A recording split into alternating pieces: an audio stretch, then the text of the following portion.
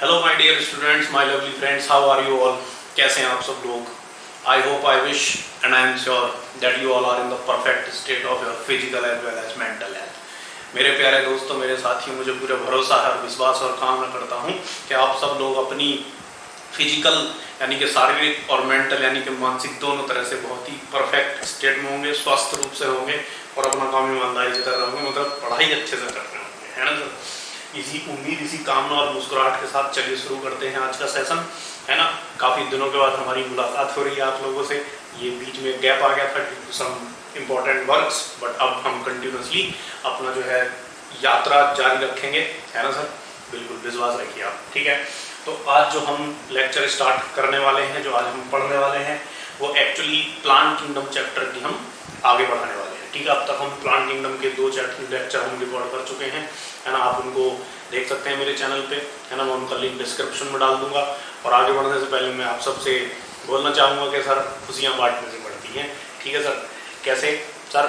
आप अगर चैनल पे नए हैं तो प्लीज़ सब्सक्राइब कीजिए, ठीक है। खुशियाँ बांटिए, है ना। ये मुझे खुशी देता है, मोटिवेशन देता है, और अगर मैं खुश रहूँगा तो मैं अच्छी अच्छी वीडियो बनाऊँगा आपको नीट में, जो कि सफल होने में पूरी तरह से लाभदायक होंगी, हेल्पफुल होंगी, ठीक है।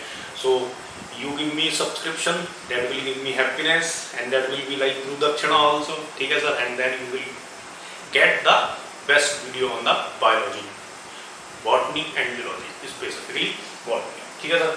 चलिए तो पिछले चैप्टर में जो प्लांट किंगडम के हमने 2 लेक्चर बनाए हैं, प्लांट किंगडम जनरल, उसमें एक्चुअली क्या होता है कि तो मैंने बताया था कि 5 तरह के प्लांट किंगडम को पढ़ना है basically, algae, bryophyta, pteridophyta, gymnosperm, angiosperm, ठीक है सर।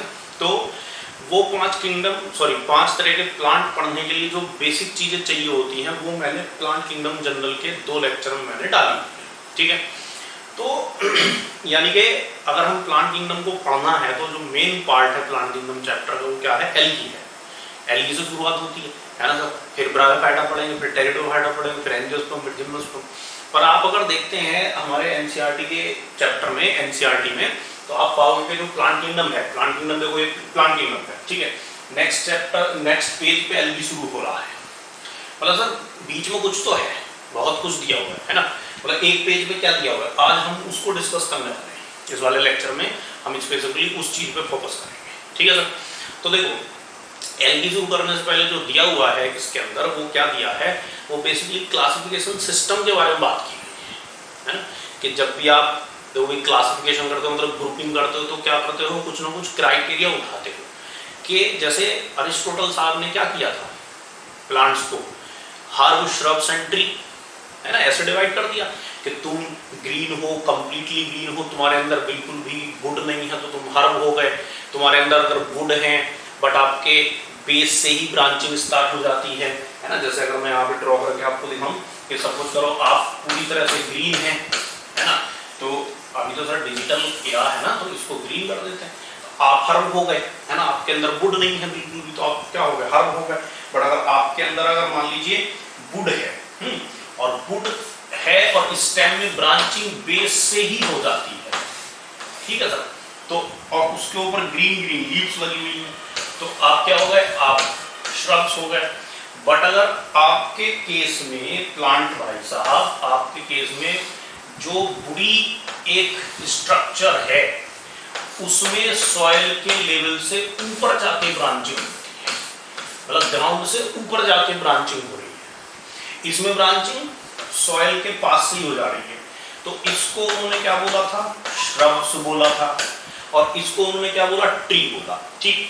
तो मैं ये समझाना चाहता हूँ माय डियर फ्रेंड्स कि जो अरिस्टोटल साहब है, एक बात बताओ, मान लीजिए आप अरिस्टोटल साहब से मिले, आप कहानी सुनो, अरिस्टोटल भाई साहब आप एक बात बताओ कि आपने ये हर्ब, श्रब और ट्री जो डिवाइड किया है, इसका बेसिस क्या है?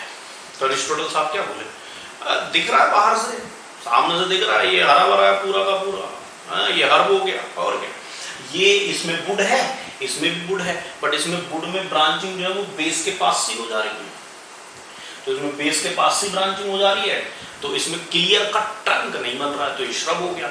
इसमें क्लियर कट ट्रंक बन रहा है, तो ये स्टेम बन रहा है, यानी कि ट्री हो गया। तो ये उन्होंने जो डिवाइड किया, तो इसमें साफ साफ पता चल रहा है कि भैया तुमने सिर्फ मॉर्फोलॉजी देखी है, हाँ।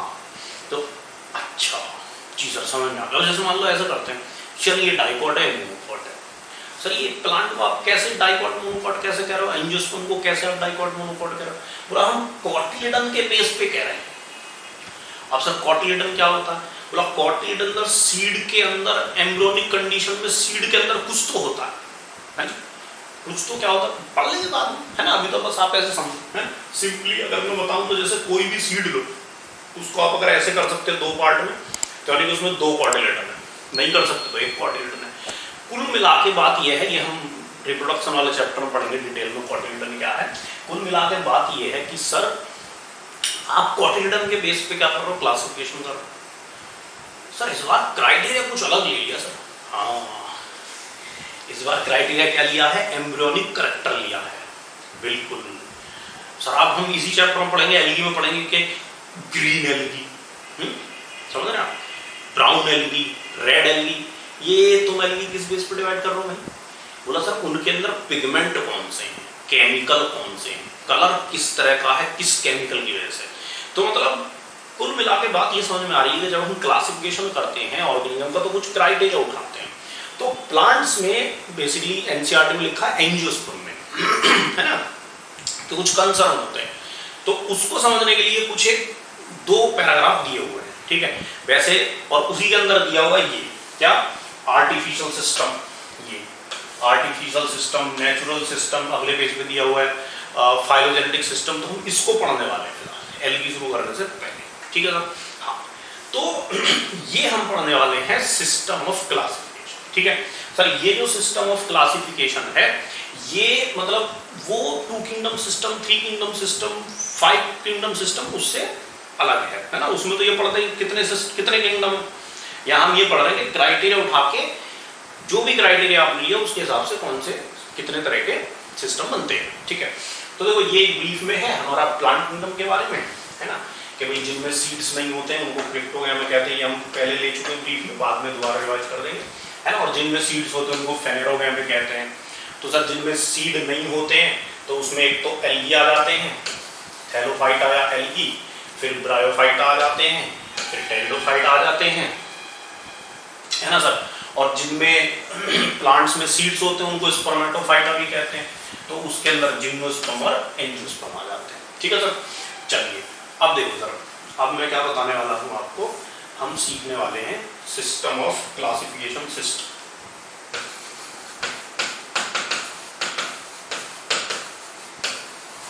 क्लासिफिकेशन सिस्टम सर देखो इसमें कौन सा हम सिस्टम सीखने वाले हैं ना, या सिंपली अगर हम बात करें तो हम ये सीखने वाले हैं, number 1 artificial system of classification, artificial system of classification, ठीक ठीक है sir. Next number 2 natural system of classification,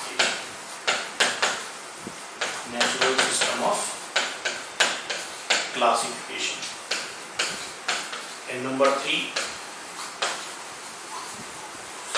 phylogenetic system of classification,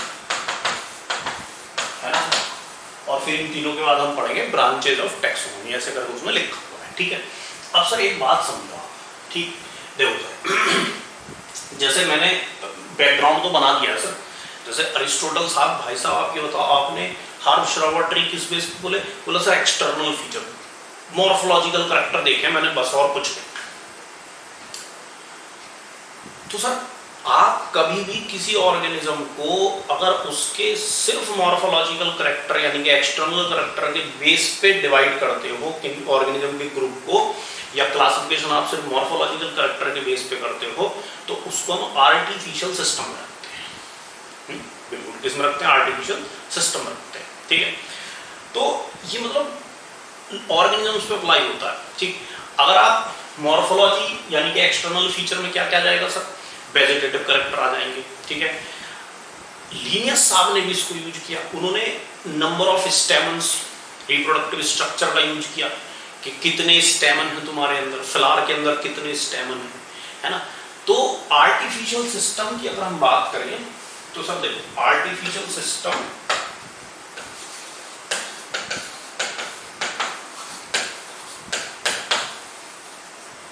ये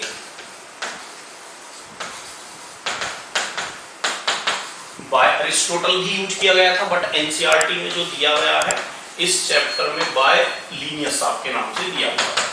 मतलब कहने का ये है कि क्वेश्चन पूछा जाएगा कि the system of the classification adopted by the Linnaeus was, तो आंसर क्या आएगा? आर्टिफिशियल सिस्टम, है ना सर। जो ये बात मैंने बोली है कि अरिस्टोटल साहब ने हर्ब श्रब्स एंड ट्री में डिवाइड करके दिया बायोलॉजिकल क्लासिफिकेशन, है ना सर। देखो अब लीनियस साहब ने क्या किया, एक्चुअली इन्होंने इक्वल वेटेज दिया किसको? वेजिटेटिव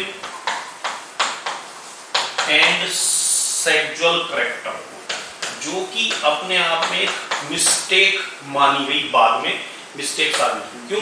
क्योंकि सर तो वो वेजिटेटिव करेक्टर तो एज के हिसाब से बदल जाते हैं। जैसे लीफ छोटी है, सॉरी प्लांट जुवेनाइल स्टेज में, तो उसकी लीफ किसी और शेप की होगी, बड़ा हो जाएगा तो कोई और शेप ले सकता है। प्लास्टिसिटी पढ़ते हैं, है ना, 11th के लास्ट चैप्टर में पढ़ेंगे आप लोग। तो सर वेजिटेटिव करेक्टर को आपको इक्वल इंपॉर्टेंस नहीं देनी चाहिए। तो लीनियस साहब बोले तो तुम दे दो फिर क्लासिफिकेशन, दूसरों के काम में कमियां निकालते रहते हो तुम लोग। नहीं तो लीनियस साहब बुरा मत मानो, मतलब वैसे तो मतलब ये उन्होंने दिया, ठीक। अब देखो ये आर्टिफिशियल सिस्टम, ठीक है, तो आर्टिफिशियल सिस्टम से क्लासिफिकेशन आ गया। इसकी वजह से क्या हुआ, जो लीनियस साहब ने दिया था, जब लीनियस साहब ने आर्टिफिशियल सिस्टम दिया तो उन्होंने मतलब क्या किया था एक्चुअली, मतलब जो हमारे सेक्सुअल करेक्टर लिए उन्होंने नंबर ऑफ स्टेमन्स लिए। जैसे अगर कुछ प्लांट्स हैं उनमें एक एक स्टेमन है तो उनको एक साथ रख दिया, मोनोएंड्रिया, मोनो मतलब एक, एंड्रिया मतलब एंड्रियोसियम यानी कि स्टेमन, ठीक। तो अगर मान लीजिए कुछ प्लांट्स ऐसे जिनमें दो दो हैं तो डायएंड्रिया, ट्राइएंड्रिया, है ना, मतलब वो सब एनसीईआरटी में टेंशन नहीं लेनी। तो इस तरह से उन्होंने क्लासिफिकेशन किया। अब क्या होता है कि इसमें गलतियां हो जाती हैं, मिस्टेक हो जाती हैं। आर्टिफिशियल सिस्टम से कैसे मिस्टेक हो जाती है, ये रिलेटेड स्पीसीज को अलग रख देता है और अनरिलेटेड को पास पास ले आता है ना। ये क्या कर सकता है ना, इससे क्या मिस्टेक होती है ना, place unrelated species together and related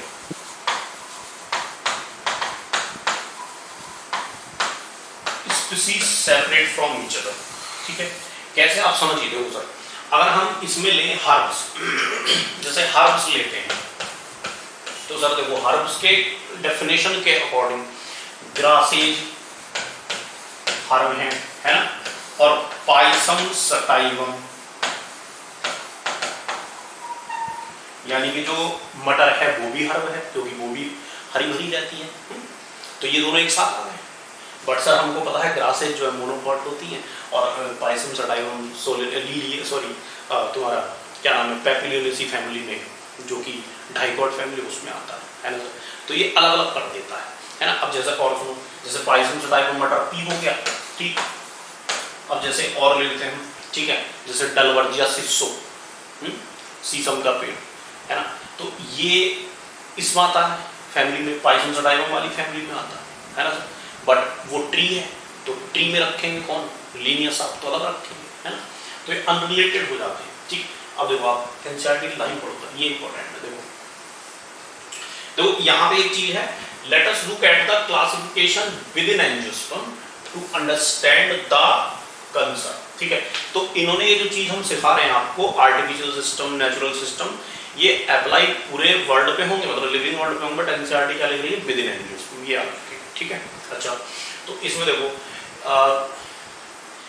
earliest system of classification, मतलब अर्लीस्ट मतलब बोलो अरिस्टोटल साहब, बिल्कुल ठीक।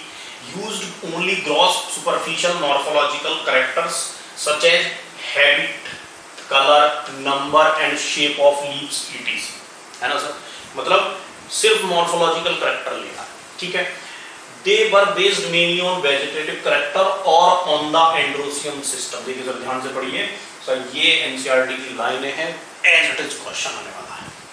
Vegetative characters और on androecium structures given by Linnaeus, system given by Linnaeus. Linnaeus साहब ने सेक्सुअल सिस्टम, लीनियस साहब के क्लासिफिकेशन को इसलिए सेक्सुअल सिस्टम भी कहते हैं, ठीक है। अच्छा, ऐसे सिस्टम को आर्टिफिशियल कहते हैं, क्या कहते हैं, आर्टिफिशियल कहते हैं। और ये क्या करता है, separate closely related species because they were based on a few characteristics, है ना, कि तुमने यार क्लोजली रिलेटेड स्पीसीज को अलग अलग कर दिया, क्योंकि तुमने बस बाहर से ये देख लिया कि तुम भी हरे हो, तुम भी हरे हो, तुम भी हर हो, तुम भी हर हो। डिटेल में पता करते तो पता चलता कि यार ये तो जो है सेपरेट सेपरेट होने चाहिए। जैसे मैंने अभी ग्रास का और पाइसम सडाइवम का एग्जाम्पल लिया, भाई ग्रास भी पूरी हरी भरी रहती है, पाइसम सडाइवम भी पूरा हरा भरा रहता है, तो दोनों को हर में रख दोगे तुम, बट लॉजिकली वो अलग अलग आने चाहिए, ठीक है सर। हाँ, तो देखो आर्टिफिशियल सिस्टम ने ये जो एक मिस्टेक थी जो मैं बता चुका हूँ आपको, artificial system also gave equal weightage to vegetative and sexual characteristics. This is not acceptable since we know that often vegetative characters are more easily affected by environment. जो कि मैंने बोला था कि जैसे जैसे एज बढ़ती है, एनवायरमेंट हम पढ़ते हैं ना लास्ट वाले चैप्टर में, एनवायरमेंट इसमें सॉरी ग्रोथ डेवलपमेंट में हार्मोन वाले चैप्टर में प्लास्टिसिटी एक कॉन्सेप्ट पढ़ते हैं कि भैया वेजिटेटिव करेक्टर का क्या है, थोड़ा सा प्लांट पड़ा होगा, डिटैच हो सकते हैं, हट सकते हैं, है ना, लीफ का शेप बदल सकता है, तो उनको तुम्हें इतनी इज्जत नहीं देनी चाहिए। लीनियस भी गलत बात है, हाँ ठीक है ना सर। ये तो सर एक नए सिस्टम की क्या आती है, नीड आती है, जिसको हम कहते हैं क्या, नेचुरल सिस्टम ऑफ क्लासिफिकेशन। अब सर नेचुरल सिस्टम देखो आर्टिफिशियल किसने दिया, बोला अरिस्टोटल साहब ले लो या लीनियस साहब ने दिया। अरिस्टोटल साहब ने सिर्फ मॉर्फोलॉजी लिया था, लीनियस साहब ने मॉर्फोलॉजी के साथ सेक्सुअल सिस्टम यानी कि एंड्रोसियम भी लिए थे, बस याद रखो। अब सर मामला फेल हो गया, तुम तो गड़बड़ कर दे रहे हो, तो नए सिस्टम की नीड पड़ी, है ना, कि कुछ और क्राइटेरिया लेने चाहिए तब अच्छे से बात बनेगी।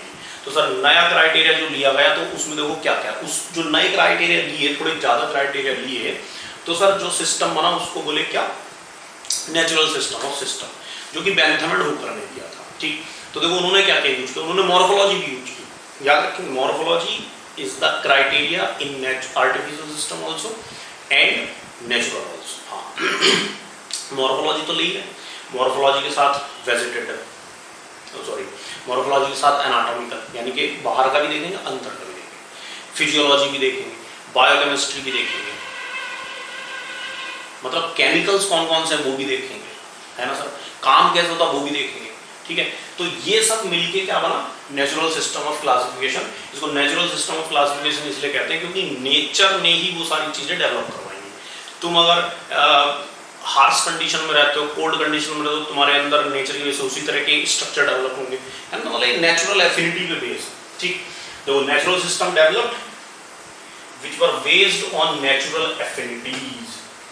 सर ये क्वेश्चन आते हैं, ये natural affinities among the organism and consider, देखो क्या लिखा हुआ है, नॉट ओनली एक्सटर्नल फीचर, मतलब सर नेचुरल में भी मॉर्फोलॉजी यूज होगी, ऐसे नहीं कि सिर्फ मॉर्फोलॉजी सिर्फ आर्टिफिशियल में होगी ना, है ना sir, but also internal feature, मतलब एनाटॉमी, एनाटॉमी में भी अल्ट्रा स्ट्रक्चर, जैसे कि माइक्रोस्कोप से देखने के बाद जो पता चलती है सेल के अंदर क्या है, सेल मेम्ब्रेन में क्या है, वो अल्ट्रा स्ट्रक्चर, ठीक है। एनाटॉमी, एम्ब्रियोलॉजी, फाइटोकेमिस्ट्री, मतलब प्लांट के अंदर कौन कौन से केमिकल्स। तो फिर से शुरू करते हैं, आर्टिफिशियल किस पे बेस्ड था, मॉर्फोलॉजी पे, है ना सर, वेजिटेटिव एंड सेक्सुअल दोनों, सेक्सुअल वाला लीनियस साबलिनिया एंड्रोसियम स्ट्रक्चर, फिर हमारा आर्टिफिशियल के बाद नेचुरल आया। नेचुरल में सर मॉर्फोलॉजी भी है, एनाटॉमी भी है, एनाटॉमी में अल्ट्रा स्ट्रक्चर भी है ना सर, फिजियोलॉजी भी है, एम्ब्रियोलॉजी भी है, जैसे भी हमने डाइकॉट मोनोकॉट किया, तो ये एम्ब्रियोलॉजी का बेसिस है, तो ये किस में आएगा, नेचुरल सिस्टम में आएगा। अगर आप प्लांट को डाइकॉट मोनोकॉट करते हो, एंजियोस्पर्म को डाइकॉट मोनोकॉट करते हो, तो ये वाला क्लासिफिकेशन कौन से सिस्टम में आएगा, नेचुरल में आएगा, ठीक है सर। हाँ, और ये फाइटोकेमिस्ट्री है ना। और ऐसा सिस्टम जो है वो किसने दिया था, वो दिया था सर आपका George Bentham and Joseph Dalton Hooker, ठीक है सर, इन्होंने दिया था, है ना। किताबों में जो क्लासिफिकेशन देखने को मिलता है वो मोस्टली मतलब ये वाला भी मिलता है, ठीक है। चलिए सर, अब सर एक बात बताओ आप कि यार वो डायनासोर थे भी या नहीं थे इस दुनिया में, बस खाली बातें होती हैं। नहीं सर, डायनासोर तो थे सर, बड़ी बड़ी हड्डियां मिली हुई है ना, और सर उनका क्लासिफिकेशन भी कर दिया है।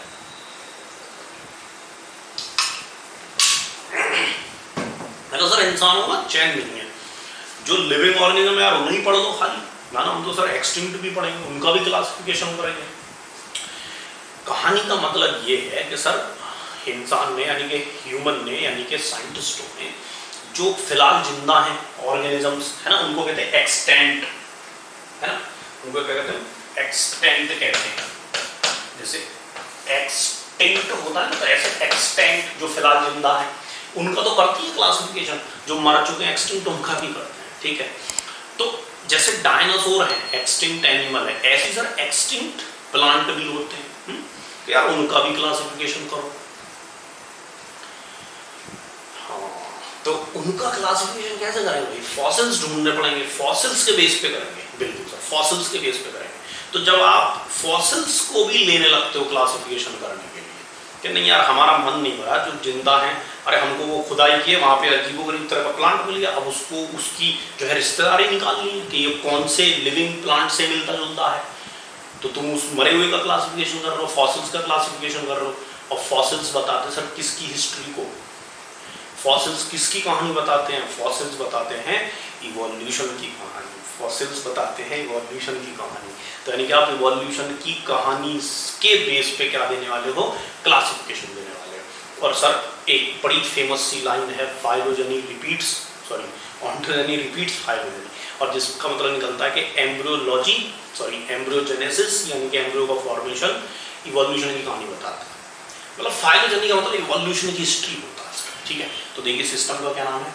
Phylogenetic system. क्या नाम है?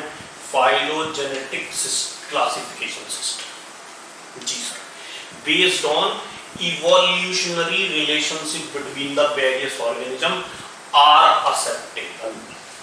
ये है सर नेक्स्ट हमारा पॉइंट कि जो अगर आपका मन नहीं भर रहा है जितने लिविंग है उनके ही सिर्फ क्लासिफिकेशन करने से, तो सर आपको एक्सटिंक्ट का भी करना तो उनको इवोल्यूशन देखना पड़ेगा। आपको क्या करना पड़ेगा? फॉसिल्स की स्टडी करनी पड़ेगी। फॉसिल्स की स्टडी करोगे तो you will be able to know कि ये फॉसिल्स आज के किस जिंदा ऑर्गेनिज्म से मैच हो रहा है, ठीक है। इसीलिए तो रेप्टाइल्स के में आ जाते हैं डायनासोर, ठीक है। अच्छा देखो सर, ये बहुत ही इंपॉर्टेंट लाइन है, ये बहुत इंपॉर्टेंट लाइन है जो मैंने लिविंग बर्ड का क्लास लिया था, उसमें मैंने सिखाया था कि हम कैसे क्लासिफिकेशन करते हैं ना, कि क्यों हम और मंकी या हम और चिंपैंजी ज़्यादा रिलेटेड है। और उसमें मैंने बताया था कि dog and wolf are more related in comparison to dog and cat. वो क्यों था? क्योंकि उनके टैक्सा सेम आते हैं, जैसे हमारा और डॉग का क्लास मेमेलिया सेम है। तो इसका ये मतलब निकलता है कि भाई साहब डॉग और हम दोनों का कोई तो रिश्ता है, इवोल्यूशनरी हम दोनों रिलेटेड हैं, इसीलिए तो साथ साथ आए। तो इसीलिए ये जो लाइन है ये उस चीज को एक्सप्लेन करती है। मैंने बोला भी था कि वहां पे लाइन आती है, ठीक है। आप I will put the descriptive link of that video also, है ना, देख लेंगे, ठीक। देखो दिस मतलब this classification system, this assume that organism belonging to the same taxa have a common ancestor। कि सर अगर दो ऑर्गेनिज्म का एंसेस्टर सेम है, सॉरी दो ऑर्गेनिज्म का टैक्सा सेम है, तो उनका पास्ट में कहीं ना कहीं पे कॉमन एंसेस्टर रहा होगा। इसको सिंप्लीफाई करके समझते हैं। जैसे मान लो, जैसे पाइसम सटाई मटर फैमिली कौन किस में आती है सर? लेग्यूमिनेसी में आती है, पैपिलियोनेसी में आती है ना। और सर जो मटर के साथ साथ चना है वो भी उसी में आता है। तो यानी कि चना और मटर का कॉमन एंसेस्टर था, ये उसका मतलब है, ठीक है सर। जैसे कॉल्चिकम आउटोमनेल, कॉल्चिसिम निकलता है उससे, लीलिएसी फैमिली में आता है ना सर। और जो कांदा है, जो अनियन है, जो प्याज है, वो भी लीलिएसी फैमिली में आता है। तो अनियन का और कॉल्चिकम का सेम क्या हो गया? टैक्सा सेम हो गया। तो ये क्या कह रहा है कि तुम दोनों का कॉमन एंसेस्टर रहा होगा। This is the point according to this, ठीक है सर। अब देखो ये यहाँ तक सर, ये यहाँ तक जो है, यहाँ से यहाँ तक सिर्फ किसकी है? फाइलोजेनेटिक सिस्टम की बात लिखी हुई है, ठीक है। इसके आगे की जो कहानी है ये सर अलग कहानी है ना, एक मेरे अकॉर्डिंग मतलब अच्छा होता कि अगर यहाँ से नया पैराग्राफ बनाते। अब बट ये तो हो गया सिस्टम, तो 3 सिस्टम हमारे, आर्टिफिशियल, सिर्फ मॉर्फोलॉजी, देन नेचुरल में आपका मॉर्फोलॉजी के साथ साथ एनाटॉमी, फिजियोलॉजी, एम्ब्रियोलॉजी, अल्ट्रास्ट्रक्चर, ये सब आ गया, एंड फाइटोकेमिस्ट्री है ना, बहुत इंपॉर्टेंट है फाइटोकेमिस्ट्री, ठीक है सर, यानी कि प्लांट के अंदर के केमिकल्स, ठीक। फिर उसके बाद मजा नहीं आया कि हम तो एक्सटिंक्ट का भी इवोल्यूशन का भी क्लासिफिकेशन करेंगे, तो सर फाइलोजेनी देख ली, इवोल्यूशन मतलब क्या कहते हैं उसको, फॉसिल्स ढूंढते फिर रहे हैं, फॉसिल्स की एफिनिटी देख रहे हैं, ठीक है। और ये सिस्टम कह रहा है कि जिन 2 बंदों का टेक्सा सेम होगा उनका कॉमन एंसेस्टर होगा, ठीक है, ये हमारा हो गया, ठीक। सर ये जॉन हटचिंसन वगैरह ने दिया था, नाम किसी किताब में दिया हो तो याद रखने की कोई जरूरत नहीं है, नीट में नहीं आने वाला है, it's only wastage of the time, ठीक। एनसीईआरटी पढ़ो, बढ़िया से पढ़ो, बार पढ़ो, ठीक। अब इसके आगे जो दिया हुआ है सर, ये जो बाकी की लाइनें बची है, यहाँ क्या कहना चाह रहे हैं कि सर आज इतना एडवांस हो चुका है क्लासिफिकेशन सिस्टम कि हम इसके अलावा भी और बहुत सारी चीजें यूज में लाते हैं क्लासिफिकेशन करने के लिए, ठीक है। और वो तब हम यूज में ला सकते हैं, जैसे मान लो फॉसिल्स ना मिले तब क्या करोगे, तो और भी बहुत सारी हम चीजें यूज में लाते हैं, ठीक है सर। क्या क्या लेके आते हो, तो यही इसी का आंसर बताने के लिए जो बाकी की 2 टर्म, यहाँ पे 3 टर्म आपको दिख रही हैं, कौन कौन सी, न्यूमेरिकल टैक्सोनॉमी, ठीक है, साइटोटैक्सोनॉमी एंड कीमोटैक्सोनॉमी, तो ये बताने वाली है जो टैक्सोनॉमी की 3 ब्रांच होती है। सर टैक्सोनॉमी क्या है, taxonomy is the branch biology which deals with the study of classification, ठीक है। तो देखो ये लाइन पढ़ो सर, ये बहुत इंपॉर्टेंट लाइन है, we now use information, sir देखो ये फाइलोजेनेटिक सिस्टम यहाँ तक हो चुका है, we now use information from many other source, sir about which source you are talking about, ठीक, बताते हैं, to help resolve difficulties in classification and these become more important when there is no supporting fossils event, कि sir अगर किसी का अच्छा करके fossils ना मिले या बिल्कुल ही ना मिले मान लो, है ना, तो क्या करेंगे, तब ये करेंगे, ठीक। तो देखो ये 3 है, न्यूमेरिकल टैक्सोनॉमी, ठीक है, राइट,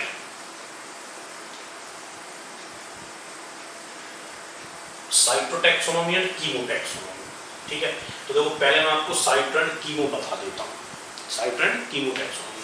तो साइटोटैक्सोनॉमी, कीमोटैक्सोनॉमी, साइटोटैक्सोनॉमी में हम सेल के अंदर की इंफॉर्मेशन यूज करते हैं, साइटो मतलब सेल, जैसे क्रोमोसोम नंबर कितने हैं जी, हाँ, क्रोमोसोम नंबर कितने हैं, क्रोमोसोम का पैटर्न कैसा है, मतलब मेटासेंट्रिक है कि टीलोसेंट्रिक है, उनका बिहेवियर कैसा है ना, तो ये सारी चीजें हम किस में यूज करते हैं, बोलो, साइटोटैक्सोनॉमी में, है ना, ध्यान से पढ़ेंगे, based on cytological information like chromosome number, structure, behaviour. जैसे मान लीजिए हमारा 46 क्रोमोसोम है, तो सारे ह्यूमन में 46 है नॉर्मली, ठीक है। कोई अगर कोई और ऐसा टिश्यू मिल जाए कहीं पे रैंडम पड़ा हुआ कि यार ये टिश्यू किसका हो सकता है, या छोटा सा फॉसिल्स का हिस्सा मिल जाए, तो उसमें मान लीजिए 46 क्रोमोसोम मिल जाए सेल के अंदर, तो एक मन में डाउट आ जाएगा कि यार कहीं ह्यूमन का सेल तो क्रोमोसोम नंबर का भी यूज करते हैं इसमें क्लासिफिकेशन, ठीक है। अब सर देखो कीमोटैक्सोनॉमी क्या है, ध्यान से सुनिएगा, कीमो से क्या ध्यान में आ रहा है, केमिकल, तो किसी सेल के अंदर, किसी प्लांट के, एनिमल के अंदर के, सेल के अंदर के अगर केमिकल्स आप यूज करने लग जाते हो क्लासिफिकेशन में, तो वो बन जाते हैं कीमोटैक्सोनॉमी। अब सर केमिकल कौन कौन से हैं, जैसे क्लोरोफिल केमिकल, कौन कौन से फोटोसिंथेटिक पिगमेंट है, ये सब केमिकल है। स्टोर्ड मटेरियल क्या है, जैसे कैल्शियम ऑक्सलेट हो गया, कभी कभी कैल्शियम कार्बोनेट के क्रिस्टल्स मिल जाते हैं प्लांट्स के अंदर, तो उनके बेस पे क्लासिफिकेशन हो रहा है, तो वो क्या है, कीमोटैक्सोनॉमी है, ठीक है, राइट। देखो chemical constituent of plant to resolve confusion are also used by the taxonomy these days. Sir आप सब सुनिए, amino acids, sir amino acids भी क्या है, बोलिए सर, केमिकल है सर, केमिकल्स। सर डीएनए का सीक्वेंस, सर जो डीएनए का सीक्वेंस होता है वो that is also specific what, chemical. Sir DNA का सीक्वेंस केमिकल है, क्रोमोसोम वो केमिकल नहीं है, क्रोमोसोम किस में आएगा, साइटोटैक्सोनॉमी। अगर आप क्रोमोसोम यूज करते हो तो साइटोटैक्सोनॉमी, और अगर आप डीएनए का सीक्वेंस यूज करते हो तो कीमोटैक्सोनॉमी में, ठीक है ना। हाँ, अब देखो, अब हम बताते हैं आपको न्यूमेरिकल टैक्सोनॉमी क्या होती है। देखो न्यूमेरिकल टैक्सोनॉमी में क्या करते हैं हम, ध्यान से सुनिए सर। हाँ, इससे पहले एक चीज रहेगी, सॉरी। देखो सर, केमिकल देखो यहाँ पर भी यूज हो रहे हैं, ध्यान से देखिएगा सर यूज ऑफ केमिकल किस किस में होता है, अगर क्वेश्चन आता है तो sir chemicals are used in here. ये देखो फाइटोकेमिस्ट्री, फाइटोकेमिस्ट्री का क्या मतलब है, प्लांट के अंदर की केमिस्ट्री है ना, केमिकल्स, ठीक। यहाँ पे और कीमोटैक्सोनॉमी, कीमोटैक्सोनॉमी भी केमिकल्स यूज करती है और नेचुरल सिस्टम भी केमिकल से डील करता है, क्लास, ठीक है सर। अच्छा, अब आ जाते हैं कि मॉर्फोलॉजी कौन कौन यूज करता है। तो सर मॉर्फोलॉजी एक तो आर्टिफिशियल है, नेचुरल भी है ना सर। और सर ये देखो न्यूमेरिकल टैक्सोनॉमी भी यूज करती है। ऐसे सर, ऐसे कैसे, अरे देखो तुम सामने लिखा हुआ है, which is now easily carried using computer based on all observable characters. Sir morphological character observable होते हैं, ठीक है सर। हाँ सर, इस तरह से डॉट बना के पढ़ना है, लिंक बना के पढ़ना है, क्वेश्चन सर आएगा गलत ही नहीं, ठीक है। तो based on all observable characters, अब करते क्या, तो नंबर एंड कोड दे दिए जाते हैं, मतलब ये सभी को इक्वल इंपॉर्टेंस देता है, सिर्फ नंबर दे दिए जाते हैं, है ना। जैसे मैं आपको बताता हूँ करके, ठीक है, जस्ट अ सेकेंड। यहाँ पे क्या करेंगे, जैसे मान लीजिए प्लांट हम कंपेयर कर रहे हैं, ठीक है। न्यूमेरिकल टैक्सोनॉमी में क्या होता है, कंप्यूटर्स का यूज करते हैं, ठीक है। और एक एक्सेल शीट होती है, आप थाउजेंड्स ऑफ प्लांट्स को भी एक साथ क्या कर सकते हो, कंपेयर कर सकते हो, और थाउजेंड्स ऑफ करेक्टर कंपेयर कर सकते हो, ठीक है। जैसे करेक्टर, ये देख लो, करेक्टर ए, करेक्टर बी, या प्लांट, ये प्लांट्स है, ये प्लांट्स है, प्लांट से plant B, plant C, plant D और प्लांट ई, ठीक है sir. Just a second, it will take little bit time, but समझ में आएगा। ये प्लांट्स हैं ना, और ये हमारे इधर करेक्टर्स, ठीक है। करेक्टर नंबर 1 सर कुछ भी ले सकते हैं आप, करेक्टर नंबर 1 में कुछ भी ले लो, मतलब कि जैसे आप ले लो प्रेजेंस ऑफ फाइब्रस रूट, कुछ भी एट रैंडम कुछ भी करेक्टर ले लो जो ऑब्जर्वेबल हो, है ना। एस्टिवेशन का कोई भी करेक्टर मान लो, है ना। फिलोटैक्सी ले लो, उसमें लिखा ना ऑल ऑब्जर्वेबल करेक्टर, तो हम करेक्टर को 1 2 3 लिख गए, करेक्टर नंबर 1 2 3 4 5 6 7, ठीक है। 7 करेक्टर मान लीजिए हमने लिख दिए, तो सर इनको जैसे हमने क्या लिख दिया, करेक्टर नंबर लिख दिए, तो उन्हीं को कोड वगैरह दे दिया जाता है, जैसे मान लीजिए फिलोटैक्सी को पी कोड दे दिया, नथिंग एल्स। तो अब इसमें करते क्या, न्यूमेरिकल टैक्सोनॉमी समझिए सर आप, न्यूमेरिकल का कहाँ पे सीन आता है। तो देखो सर वो क्या करते हैं, यहाँ पे अगर मान लीजिए प्लांट ए में करेक्टर नंबर 1 प्रेजेंट है, तो सर उसको आप प्लस लिख दोगे, प्लस कि हाँ भाई करेक्टर नंबर 1 प्लांट ए में है, ठीक। करेक्टर नंबर 1 प्लांट बी में है, बोला है, इसमें नहीं है, इसमें पता नहीं, इसमें भी नहीं है, मान लो ऐसे, ठीक। ये नहीं है, ये है, इसका पता नहीं, इसमें है, इसमें नहीं है, इसमें नहीं है, इसमें नहीं है, इसमें नहीं है, इसमें है, इसका पता नहीं, इस तरह से मतलब नंबर एंड कोड्स दे दिए जाते हैं, ठीक है। सपोज करो तुम्हारे पास है, हमारे पास नहीं है, हम पे है, हम पे पता नहीं, हम पे पता नहीं, एट रैंडम कुछ भी बना सर, ठीक,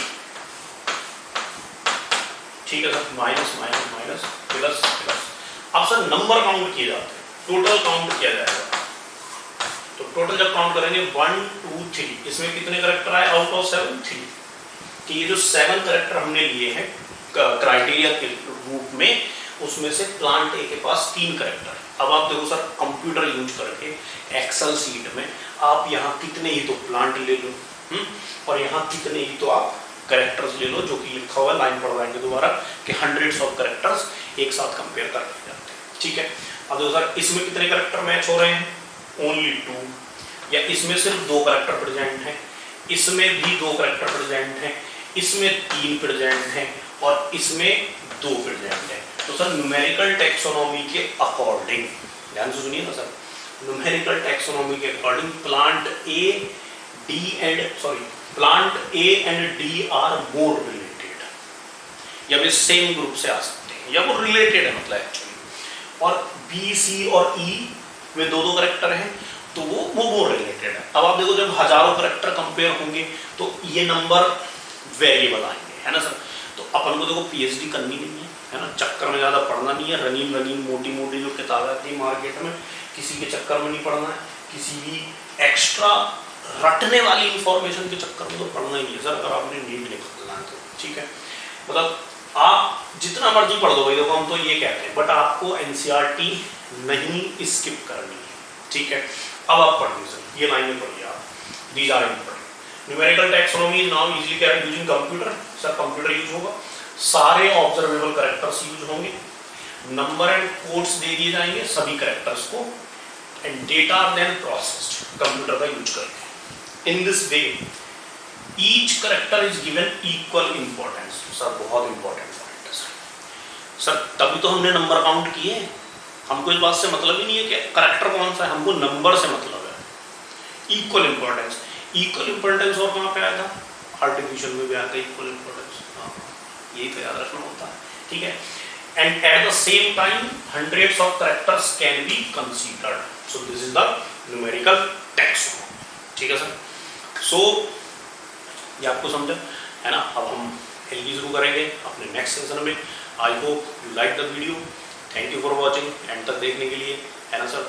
तो करते हैं वाइंड अप, मिलते हैं नेक्स्ट सेशन में, तब तक के लिए bye bye, have a nice day, be happy whatever the situation.